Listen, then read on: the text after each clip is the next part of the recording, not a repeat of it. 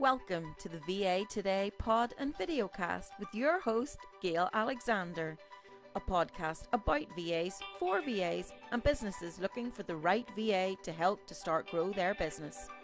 Find the right VA today and visit VA Today on YouTube and ava-ni.com to find out more about VAs and what they can do for you, and get in touch with the virtual assistants you need today.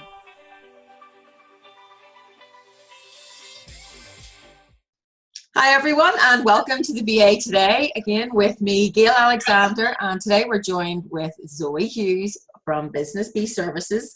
And Zoey is based in Portstewart, Northern Ireland, a place I absolutely adore, but she's not originally from there. So welcome, Zoey, and just tell us a bit about yourself to start with. Hi Gail, thanks for having me.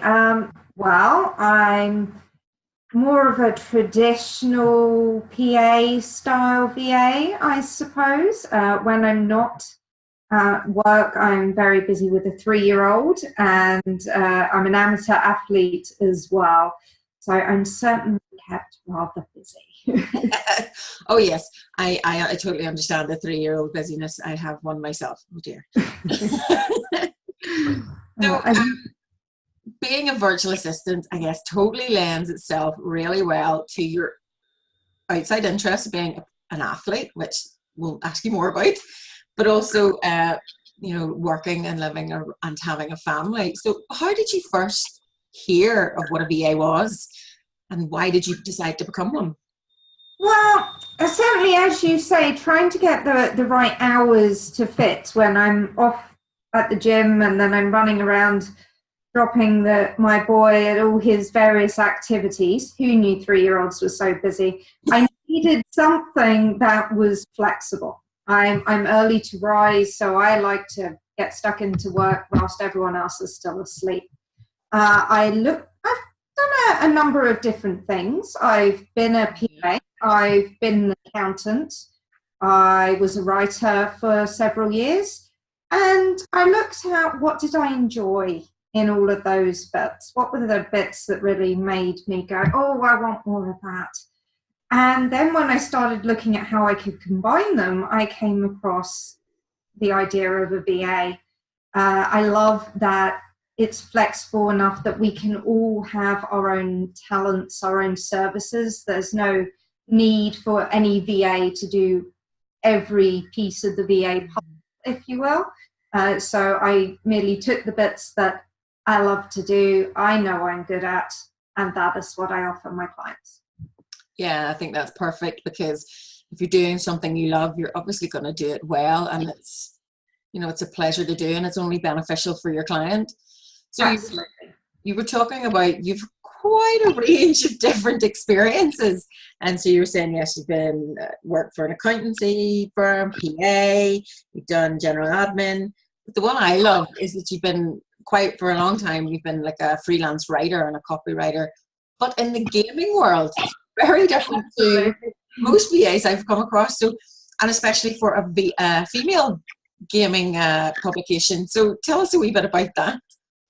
Well, video games have always been a passion of mine. For a long time, they were really my main focus. So it made sense for me to write about what I was really passionate about.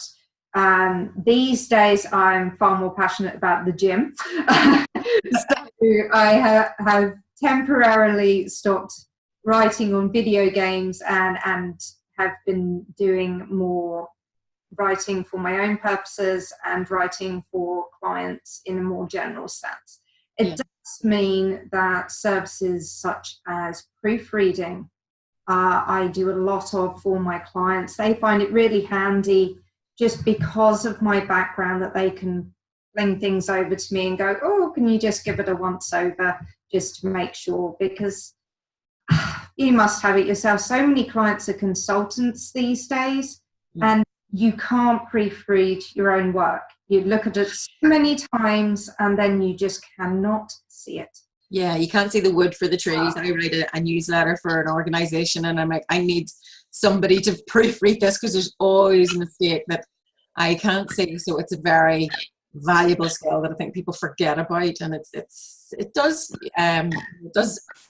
appear or does look bad if somebody posts something out that's, you know, just the grammar is wrong or a spelling mistake or just whatever. So to have that second pair of eyes or that second pair of hands is exactly what a VA is perfect for. Yes, I think I heard somebody say there's just not an app for what we do, and I think that's about right. Yeah. And I think what lends itself well is VAs are so experienced in a vast array of industries, and that really helps, you know, so you get a fresh pair of eyes. So as you're saying, you're moving away maybe from the gaming industry at the present, but you have those skills of writing, research, proofreading, and that will lends itself to any industry. Once you get Absolutely. Yeah, you have those skills. So how long have you been then set up as a VA yourself? You know, you've been running as a PA before, you've done work for other businesses, but when did you finally launch yourself full-time as a virtual assistant? Well, I've been dabbling with bits for about 6 years alongside the freelance writing. It's only been, I've just gone past my 1-year anniversary as a VA. I have to say it was one of the best career decisions I have ever made. It's just been working so well for me. I have been so lucky with the clients that I have taken on board. Now, some of that is me probably trying to seek out the right clients more than anything, but I've just found the transition very smooth, and it is definitely my career path now. Yeah. So you're talking about your clients there, and I know from previously having a conversation with you, a lot of your clients are international. So like you have clients all the way from Australia, right the way around to locally in Northern Ireland. So you're literally covering the world. So you were talking about getting the right client for you. How do you, as a VA, how do you go about finding that client that is right for your business? I've been fortunate. A lot of them have found me, either via freelancing platforms or the website or my LinkedIn page. Yeah. So once that happens, we have an initial meeting just to see if we hit it off, and you can tell, you know, they know, we know, you just gel and go, yes, we can do good work together. Yeah. Outside of that enabled me to see what I want in a client. So now I would actively, when I'm looking for more clients, seek out other people via LinkedIn that really fit the bill and that I think I could offer assistance to. Now, sometimes they already have assistance. Sometimes they're just not interested in outsourcing anything at the moment. But sometimes you come across someone who is just your dream client and they say, I have been struggling for months. Thank you so much. I didn't know someone could do that. Yeah. So that's a really good point that I don't think a lot of people either know that they could do or they really don't want to. So you're saying that you reach out to clients and it's kind of cold emailing in a sense, and people are quite generally susceptible to, you know, they maybe have been struggling and looking for somebody that offers your services, but through the medium of LinkedIn, it's actually a really good way to get business. You know, it's not you're not going to just go, who the heck are you? You're maybe going to go, okay, that's something I could look into. I think it's essential, you know, don't be one of these people that is sending out the same bulk message to everyone. You have to look at the person and try and understand them as a person and say, okay, well, this is the field you're in. I've helped other people in your field with the following things. Do you need assistance there? And don't be offended if they say no. Exactly. It's not personal. It's just maybe they're not ready for you, or they just don't need you, or, you know, they're just not sure of the concept. But yeah, it's a really good way to, as long as you research who they are and then tailor it towards them. Absolutely. So it's a good way of reaching out. And LinkedIn's brilliant for that now. It's become so much more relevant in the business world. It's, you know, people are using it as a networking tool rather than like a Facebook for business, I guess. So that's a really good thing to do. So as long as you know who your dream client is or have an idea, that's a great way to look. So on the reverse side, how would you say, or what's the best way for businesses to find the VA? You were talking about that some of your clients have found you on freelance platforms. What do you suggest is the best way to find the right VA? I think first and foremost, they need to look at the background of the VA. As we discussed, where we come from, what we're good at, it's a very varied bunch. So look at, VAs aren't shy about that. They're going to tell you, well, I worked in the science industry, I did this. So have a look at that, just see if there's anything there that resonates with you of, oh, she might understand something about my business. And then, you know, just have a chat with them. Almost any VA will offer you a free consultation just to discuss what you're looking for and how they can help. And if it doesn't work, you're both going to know that. There's not going to be an awkward conversation. And most of us VAs are friends with a lot of other VAs. So even if it doesn't work out, the VA may well be able to say to you, well, it's not for me. I can refer you to another VA that is very good in that area. Yeah. But always take the time to have a chat and always look at the research. Yeah, I think it's good because, as you say, VAs do tend to know a lot of other VAs, and it's such an industry that people are more than happy to refer you to somebody that they know would be the right client, or even someone that might know another person. So definitely ask. You were talking about freelance platforms. Are there any specific ones that you've used that have been useful? When I was getting off the ground, I used Upwork. Yep. Just to start getting a name for myself as a VA. And I found that through doing that, I could gain some testimonials, and the clients were more than happy for me to use those on LinkedIn and my website. So that just got me a foot in the door so that clients would start organically finding me. Yeah, so it's a good place to start. Definitely. I know some of the other ones, like, they can be quite low paid, but as I was talking with a lady yesterday saying, yes, it's as you say, a foot in the door. It's a way to test the waters, check to see if it works well for you and your client, and it's a great way to get testimonials. But then you can branch out on your own. I know some VAs tend to do free work for charities or something like that. That's another good way just to get those testimonials when you're starting out. Yeah, that's good, because it also allows you to try out new tools.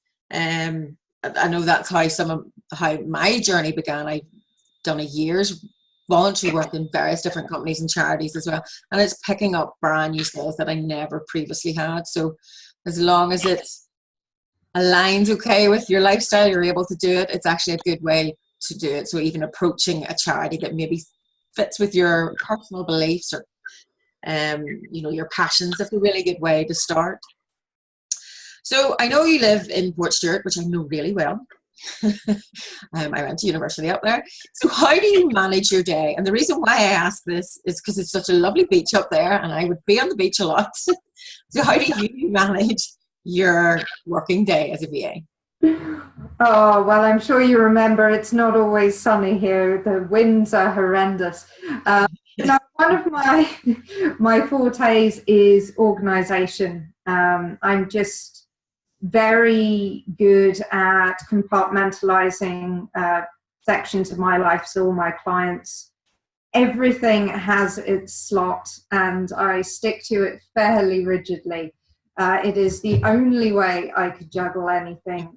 So there are times of day that are set as my work times, and those are immovable. Now, there are clients who need a certain thing done at a certain time, and that gets factored in later on in the day. But by and large, I just have my set times, and family knows that and lets me get on with it. And I am certainly focused enough that I can do that. Yeah, I think especially with young kids, and I understand this as well, trying to block time out, time blocking, even if it's for a 15-minute period to get short stuff done, short tasks done, or a 2-hour block to get larger projects done. Sit down, get it done, forget everything else, get it out of the way, and then it helps cross off that to-do list. I still do that even for my own kids' slots. Like, we're all these, as you say, you didn't know a 3-year-old could be so busy. I think my kids are better social life than I do, but I literally block them in because I want to make sure that they definitely have the time that they need, and it's a great tool. Absolutely. You have to make some blocks for family life too. It sounds a bit rigid, but it makes life a lot easier. So, as we can maybe tell from the accent, you're not native to Northern Ireland, and so you work up in Portshire and you're a VA. So, because you've moved up there, do you feel yourself isolated in, with the VA business and the virtual assistant world? You're working predominantly from home. Do you ever feel isolated? Do you ever feel that, you miss talking with work colleagues? So how do you manage that? I am a very odd person in regards to that. When I was at work, I was driven crazy by all the other people and the distractions. To me, my dream office was when everybody else was out and I'd just be in the room by myself and I could just get on with my work perfectly happily. So for me personally, it's something I struggle with. I am so happy to just have the space and clarity to work. Yeah, I guess it is different for people, because I know some days I just want the peace and quiet, whereas other days in previous work I have seen me with headphones on, listening to, depending what the mood is, classical music or hard rock or dance music, full volume, to block out the noise. And then other times, no, I need to talk to people. So it is a very different lifestyle for people, and yeah, it's just finding the way that working best suits you. So if that's sitting in the office the whole time, getting stuff done, perfect. If it's doing that one day a week, getting out, getting a bit of human interaction, the VA world is so great for allowing that. Absolutely. Yeah. So dip in and out of society as you wish, and then go, right, I'm working. I will cope with people today. Somebody who's a bit like that too. So how you talked about clients, and you first did some work for like a freelance platform, and then now you get sort of more clients organically. How do you specifically go out, other than reaching out on maybe LinkedIn? What other methods do you use to reach out to clients? Like, is it newsletters? Is it webinars? Is it networking meetings? What way do you use, or what do you find the best way to get clients? Certainly, I find word of mouth is great. If you've got one client, they're bound to know someone else who's in the same boat and could use a little assistance. And don't be shy to say to them, well, if that's the case with them, could you please introduce me? Again, they're your clients, you've already gelled, you already know you can work together. They're not going to shoot you down and say, oh, no, why would I pass you on? They will always gladly say, of course I'll introduce you. Actually, she might need help with this. And then more locally, I'm part of Women in Business NI. So I would attend networking events with them. Yeah, so, and that's something that I would know about as well, having done some training sessions with Women in Business, and I made brilliant connections through that. And again, other organizations which I'm a member of will be lean in as well. So I think networking, especially for women's networking, is such a valuable tool of reaching out to people that may have complementary businesses to yours that you can collaborate with, or they can offer referrals. So definitely one to get out and look at more. So do you specifically have any way of promoting yourself? Like, what platforms do you find that work best for a virtual assistant in terms of like social media, digital marketing? What way do you promote yourself in the business? With me, it is again mainly on social media. When I started out, I was going to do leaflets. So I thought, let's go old school. I was going to go and introduce myself to all the local businesses. Does still work? Handed out about 3 and then decided that just was not going to be a valid way to do it and binned a lot of them. It is all about social media these days, unless you want to be paying for a big ad campaign, which as one-man bands, we're not likely to be doing. I think, but as you say, it's a good thing that the majority of it being, as you say, one-man bands, very few people are going to be doing that. So you're maybe not losing out that somebody's advertising and, oh, I'm not, I have to do it. I think we're lucky in that respect. It's not something that we have to do. So you said at the start of the interview that you're traditionally from a PA background. Would you specifically use that title, or what title would you not prefer to use, but what would you normally use? Would you say you're executive assistant, personal assistant, virtual assistant, freelancer? What sort of title do you use? And do you think it even matters? I think it depends on who you're talking to just my friends and the like. I will always say I'm a virtual assistant. I have been known to say I'm an executive virtual assistant when talking to more high-end clients. But if you're working with small retailers for the sake of it, they're not going to be looking for an executive virtual assistant. Or they don't even want a PA. But a virtual assistant, it's a bit more friendly and welcoming. So I think, it's fine to have a couple of different ways to refer to yourself. Don't be changing it up every time. That's a little bit weird and confusing. But if you have a couple of different ways, and one of them's for these clients and the other's for the other type of clients, I think that's probably just speaking their language a bit better. Yeah, I think from talking to a lot of other VAs globally as well, I think that is the sort of common thing. It depends on the client, what their business is, maybe what level they're at within the business. As you rightly say, a virtual assistant's more, I don't know, fuzzy friendly maybe. But that seems to meaning to the term, but it's not meant to be, but it's more accessible maybe. And an executive assistant obviously to maybe higher level, director level, C-suite. So yeah, I think you're right. And it seems to be the general consensus. It does depend on what the client or who the client is and what their title is as well. But it's good to know that they all relevant and none more so than the other. So you were telling us that your business has been up and running as a VA properly for about a year now. So where do you see it going in the next couple of years? Where do you want it to go? Do you have any career goal, aspirations? What's the big plan? The big plan is I love what I'm doing and I want to do more of it. I'm taking on clients. I'm more and more managing to take on clients in areas that I am passionate about. And I think moving forward, that's something I would like to always look for in my new clients. So I have a lot of clients that are in music and the arts. I have a lot of clients in education. And again, with my passion for fitness, I would be looking to take on fitness consultants and the like too.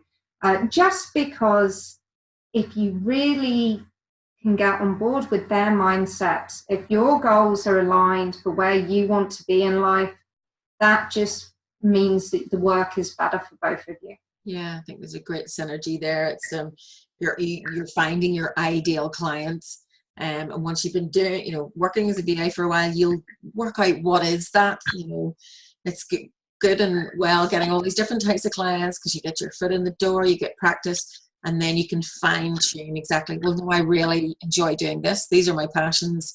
And as you say, it's the work and the sort of work-life balance and pleasure of working is reciprocal. You'll do better work because you're enjoying it more.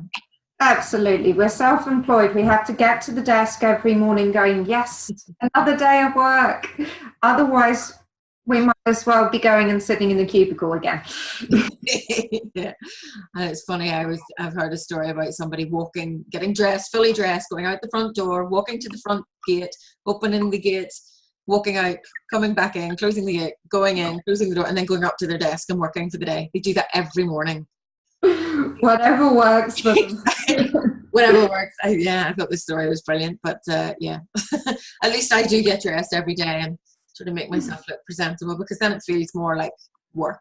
Absolutely.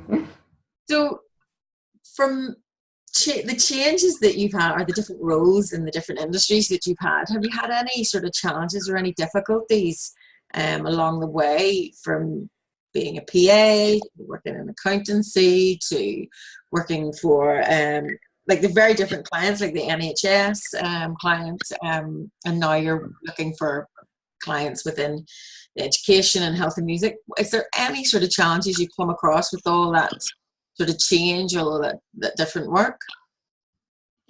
I think the biggest challenge for me was deciding that I can't do everything. I can do an awful lot of things, and having had such a varied background, it's tempting to go, well, great, I'll write and proofread, and I'll do bookkeeping, and I'll do VA, and no, it's just not the way to be efficient at doing anything. And just because you have done something and were good at doing something doesn't mean that you should be doing it now. So I really had to step back not too long after starting my business and go, well, what do I not want to be doing? What is not cost effective? What is inefficient for the client to have me do? And just to knock that list down to get to a list that was useful for clients, but at the same time completely manageable from my perspective. Yeah, I think that's a task and something that maybe VAs could do on a regular basis, if it's like once or twice a year. Just reevaluate the tasks that you're doing and see which ones are probably more productive in terms of income. Absolutely. Because at the end of the day, it's still a business. You still need to make money. So unless you really, really, really love doing it, okay, stick at it. But then, yeah, definitely take the time to reevaluate where you are, what your clients are, the work you've done, and then just reorganize from there. That's quite a good point to bring up. It's the 80-20 rule. I'm not sure if you know that one, but 80% of the business comes from 20% of your services. So all the ones that you are spending time and effort trying to market and getting nowhere with, and expand on the ones that you enjoy, that you have a market for, and it's going to be better for you and your clients. Yeah, I think there's a little bit of ruthlessness needs to go into it. You know, as you say, at the end of the day, it is a business, and so you need to have that business hat on at the same time as well. So yeah, reevaluation and restock at the end of every year at least, anyway. So over the years, have you had a particular, and I don't mean to name anyone, have a particular client or a particular type of client, or have you had any kind of unusual clients, any stories there just along the way? I'm putting you on the spot a bit, sorry. I think one of the most fun ones was one of my first ones for an Australian company, basically bringing adventurers together, and they do acro yoga and hiking and all manner of hula hoop barbecues, and not at the same time but it was quirky, it was fun. I did some very strange newsletters for them, going, you know, this is what we're watching this week. It's somebody skateboarding with a skateboard on fire. And I loved it. It was, I have to say, they no longer required me. And I do miss just looking at all the crazy things they got up to and going, oh, I have to try that. What? So long may it last. I'm thinking about hula hoop barbecuing this weekend. Yeah, that's the one I want to do. Oh dear. Yeah, and that just shows you how varied the virtual assistant world is. It's just, you don't know what you're going to be doing next sometimes, and that's the beauty of it as well, and so why I kind of love it. So, and now that you're a virtual assistant and you've been one for a year at least, and probably you could class yourself as one for a lot longer, is there any sort of tool that you use that you absolutely love? I know looking at your website, you've got a lot of tools, and as some of them like Evernote, Pocket, Todoist, which I haven't looked at, I'll have to check myself out, QuickBooks, all those kind of different tools. Is there anyone that you think's something everyone has to have, you know, any sort of business really entrepreneur needs to have? Well, there's the obvious ones. Everyone needs something like Asana or Trello. You need a good to-do list. Your inbox is not a to-do list. Then I think obviously most VAs run a timer, but I think just from a productivity standpoint, a lot of businesses could be using something like Toggle, which is free, just to look at how long are they spending on admin tasks? Where is their day going?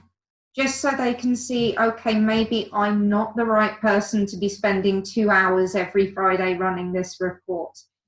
And additionally, one of my favorites that no one uses, OneNote. It is part of Microsoft Office.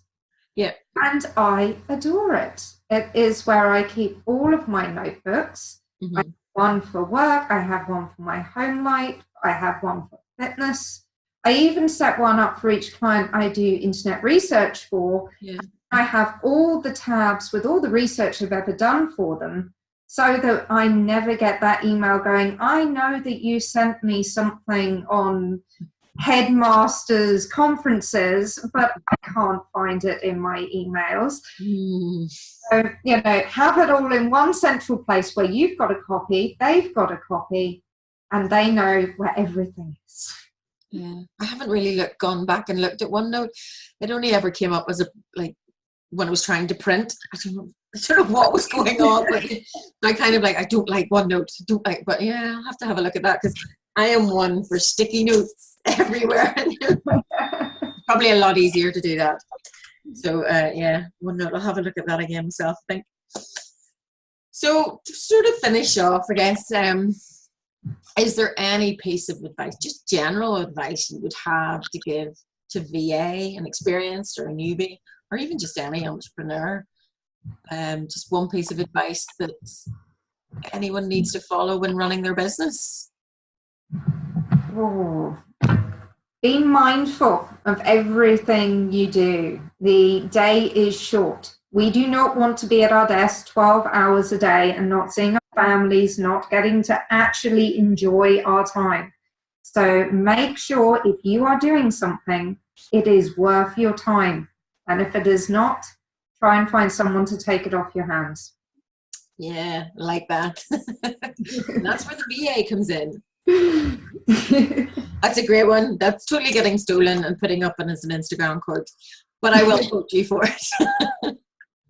Feel free. So, well, just to finish off there, I just want to say again, thank you very much, Zoe, for joining us and talking today on the VA Today, and some brilliant points and brilliant pieces of advice just for anyone and everyone, not just virtual assistants. And there's some tools that I'm going to do a little bit of homework on now myself. And I will take your advice and yeah, do a proper to-do list on the computer rather than my sticky notes. And so I hope to see more of your business going from strength to strength, and 5 and 10 year work anniversary. Oh yes, please. Well, thank you so much for having me, Gail. Very welcome. Thanks very much.